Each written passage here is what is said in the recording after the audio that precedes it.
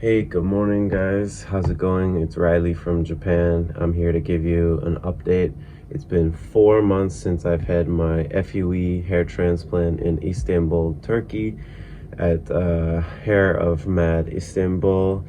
And I just want to let you know what it looks like and talk about what I've been doing to maintain the recovery and my original hair. So, yeah, and check it out. I haven't cut my hair in a while, just so it can kind of grow out a little bit. It's probably about like 4 or 5, maybe 6 centimeters. Nah, 3 centimeters. And you can see the new hair is coming in nice. It's starting to blend in with my original hair. And a lot of my friends are commenting saying like, you can almost not tell, especially when it's at night, like I'm in a nightclub or a party or something. In the really harsh bright light, you can kind of see the difference. It's a little bit thin in the new area, but it's only been 4 months, so that's what you expect. But yeah, it's looking good. And what I'm doing to maintain, at the clinic I went to in Istanbul, I bought this Mossi kit, the Mossi London, which I've talked about before, but I'll show you anyways. It has Procopil shampoo. It has supplements with biotin, ginseng, and zinc, which help a lot. It has the ozonized hair oil complex with like ozonized olive oil and stuff like that. And then it has the Pro Hair Flacon serum, which use a derma roller. This is a 1.5 millimeter derma roller, and I derma roll twice a month or once every 2 weeks, and then put on quite a bit of this serum after the derma rolling session.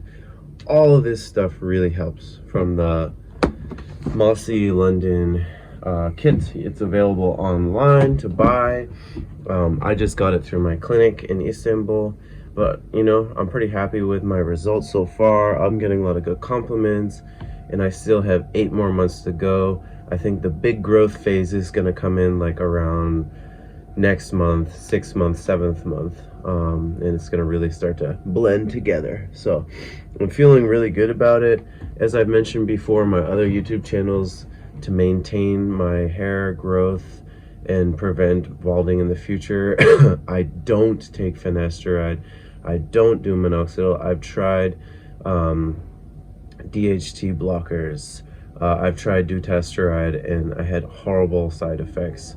I've tried minoxidil. I have a sensitive heart thing, and it's just all these drugs, finasteride, minoxidil, dutasteride, just never really worked well with me. I was like a super sensitive responder, and I had bad side effects. You can check my other videos about it.